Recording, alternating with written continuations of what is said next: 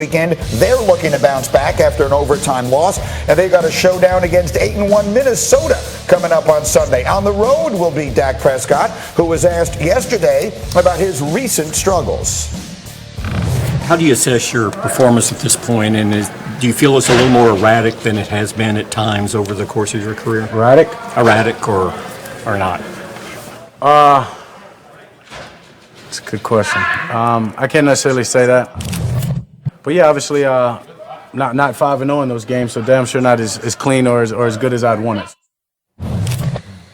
This is a complicated one for me. Look, there's been a lot of Dak stuff here this week, and I don't want to position myself as like the ultimate Dak defender. I'm not sitting here telling you that he deserves the Patrick Mahomes treatment or whatever it is, but it feels to me, RC, like when a guy is coming back from an injury and he gives you a 14-point lead on the road in the fourth quarter, and then they lose, it's very hard for me to say the quarterback is the reason that they lost the game. How do you assess what you're seeing in Dak right now? You know, I feel the exact same way, Greeny. And I think the problem with Dak is we always behave as if the Dallas Cowboys have everything and all they need is for their quarterback to excel. And I think that was kind of exasperated when we saw Cooper Rush go 4-5 and we all got excited and we felt like every A segment on a Monday Get Up was going to be excellent because the Dallas Cowboys are going to be great. And then we were kind of seeing that, you know what, there are other good teams in the NFC. There are some deficiencies defensively with being able to stop the run. They probably do need to add one other skill player on the outside. Kellen Moore does need to understand that the ratio of run to pass needs to be more even. And I think all of these things play into how we see Dak Prescott, because we've been waiting for Dak Prescott to ascend to the top tier of quarterbacks. And I said this on Monday. Maybe he's not. Maybe he's never going to be Patrick Mahomes, Josh Allen. Maybe he's never going to be Aaron Rodgers, Tom Brady. So if he's not going to be that, we have to accept who he is. And now the Dallas Cowboys have to play accordingly. I do believe that Dak Prescott and CeeDee Lamb had some bad communication on those 2 interceptions. That can happen. But he also doesn't need to throw it 46 times. And Kellen Moore has to understand that. This defense has to be able to stop the Green Bay Packers from running the football, who were down 14, and they ran it on the first snap of every drive the rest of the game because they knew the Dallas Cowboys couldn't stop them. There's so much more that's going on with this team other than Dak Prescott's play. We just want to boil it down to that. Does he need to protect the football? Absolutely. But Dak Prescott is not the reason you lost to the Green Bay Packers, and I also don't believe he will be the reason that this team gets eliminated from the playoffs if they do.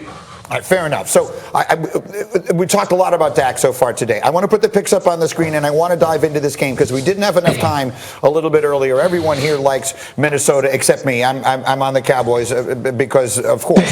But here's earlier this morning, you said, Ninko, that the Cowboys need to stop the Vikings from rushing. And RC seemed very skeptical that it's possible to do that based upon how dangerous they are on the outside. Look, it illustrates just how good and diverse the offense is for Minnesota. So give me the game plan. You're scheming. Run for 115 plus yards, because then it opens up a lot more of the play action pass, your shots down the field. I understand you might have to have one extra guy in the box that leaves you light in the back end. But at the end of the day, if you just let them run it for 5 yards a carry, you're in a long, hard battle. You're behind the sticks, and they're gonna beat you over the head, running the football and taking shots down. So you're picking your poison, right? Because what RC is saying is that if you're bringing those guys up into the box, and he's just going to be throwing at Jefferson and killing you. So what do? You're just basically choosing how they're going to beat you. Well, yes and no. Part of it is even Michael Parsons said we need to play sound defense. Like, guys are peeking out of their gaps, and guys are trying to make extra plays that they're not supposed to make. If you just stay in your gap, and a lot of people say do your job, you'll be able to play good against the run. Obviously, against the pass, you'll have to be able to win one-on-one or stop Justin Jefferson from going crazy like he did last week. But stopping the run is not overly complicated. It's about guys striking with their eyes, their hands, their feet, guys staying in their gaps, and then all of a sudden you'll be able to get people into 3rd and long, not 3rd and short. Ninko, you were going crazy watching that play. Yeah, but the 3 technique runs outside. They obviously had a stunt on the inside linebackers. Got to get up in the line of scrimmage. They got cut in half. I watched all these highlights. The defense is being split in half. They're getting cut in half. The backside's getting chopped down like firewood, and they're not stopping the run. So what do? You got to stay on your feet on the backside. You got to set the edge front side, and your inside linebackers have to get up into the line of scrimmage and take on some people. Sorry, I just got into a tangent. No, but I get that's it. Football. See the backside 98, you got cut? the edge isn't set, that widens out the running lanes, and your inside guys can't stop anybody. The 3 technique just ran outside, and Parsons just got cut off by the guard. So the defense is the question, but this is, I think, maybe an illustration of how everyone is going to have to live. Again, the Vikings, we haven't taken them seriously all year, Brooke, but we need to do it, right? Because what they're all describing to us here is that they are very, very difficult, if not bordering on impossible, to stop. Exactly. Did we not all hear RC last hour? I mean, when he was going through, okay, you load up the box to stop Dalvin Cook. Justin Jefferson's right there. Kirk Cousins could stare him down. Kirk Cousins could walk down the field and hand him the ball, and the defense still isn't going to take it away from him. Maybe if they signed OBJ and he was in his prime between now and Sunday, they'd have a better chance. But man, it's going to be a tough one. I'm riding the Cowboys, and I'm not giving up. Let me break on that thought here. We're coming back. We've got more games to pick here on this Football Friday. It's a very good weekend in the NFL. Meanwhile, Mother Nature is already one up on Buffalo this weekend. The weather is really frightening. The Browns and Bills have been moved to Detroit. How will that impact who winds up winning? We'll talk about that. And then, can Ninko take on sneaky Hembo? Here's the question for you, Rob. Which quarterback leads the NFL in one-possession losses over the last 2 seasons? Sneaky question. Answers next. Get up. He is. But don't hit him up. Wait a minute. I'll be nice. We got to see what's happening over here. What is that Bad question? stuff is happening. What is that question? Okay. Get out of here. Let's see We how do we the do. wrestling thing? All right. Let's go to the Friday forecast. This is going to be our predictions for what's going to happen this weekend. Brooke Pryor, what's it going to be? Baby, it's cold outside, but Dalvin Cook is going to heat up the Cowboys defense inside U.S. Bank Stadium. I think Dalvin Cook is going to have a really big game against the Dallas defense that cannot stop the run. RC, Friday forecast. What are you predicting?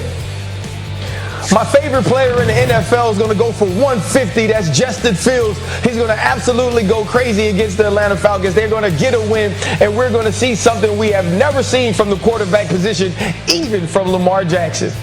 He is the best ticket in the sport right now. Ninko, give me a forecast. Clear skies for Jeff Saturday. He's going to go 2-0. You heard me. 2-0 on the ground, running the football against the Philadelphia Eagles. Jeff Saturday, he's getting it done. The Fighting Saturdays behind Jonathan Taylor running the ball. I will see. And then, Sacho, how about you? Snow what? Buffalo Bills and their losing skid. They go play in clear skies, right? In the dome. But they end up losing. Will be played in Detroit because the weather in Buffalo is just getting to be unmanageable. In fact, our friend who tweets at Spotrack or Spotrack, I apologize that I'm not sure which way he pronounces it, but one way or another, he lives right by the stadium, and he texted us some pictures. Wow. This is just where he lives. This is what his house looks like, and this is this morning. We're still 48 hours away from the game, and the snow is supposed to continue throughout today and into tomorrow. So obviously the weather there made it just impossible for them to play the game in Buffalo, and there's a lot of real human stuff involved in all of that. Obviously, we hope that everyone is safe. We understand these players are going to be concerned about their families and all the rest of that. We can't really do anything with that. We can talk about the impact on the football game. RC, Bills, Browns, inside in the dome. Any chance Cleveland makes what is already sort of a tough little stretch here for the Bills start feeling like a real reason to panic? I mean, there's a chance. I mean, there's a chance for everything. I mean, Lloyd Christmas had a shot, and so I think it just is what it is.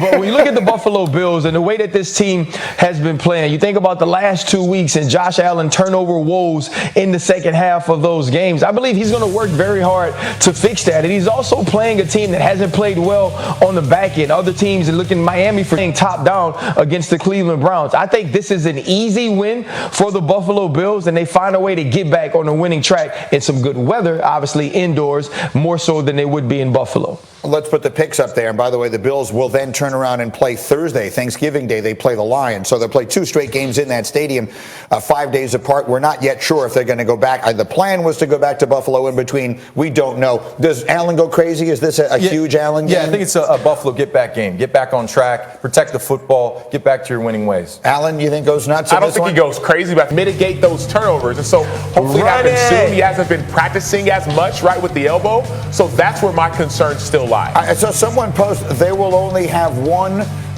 practice this week. They canceled their practice on Wednesday because of illness. They have a variety of illnesses on the team, and now they're not practicing today. So that's a bit of a factor here as well. How about all of it? Exactly. I don't think this is going to be easy for the Bills by any means because of those kind of mitigating circumstances. You mentioned the travel, the chaos, not practicing for 2 days this week, only having Thursday. That to me all factors in. But you know what? The Browns only have 3 interceptions forced this year. I think that Josh Allen is going to have a better game than we've seen him have. Maybe an interceptionless game. Yeah, we'll see. Look, I'm with all of you guys. I think the Bills win, and I think they win easy. If they don't, if this is another one where Allen struggles, then I think the conversation Monday, RC, will be very interesting inside that division. Meanwhile, I'll be back here tonight, and we hope that you'll be watching good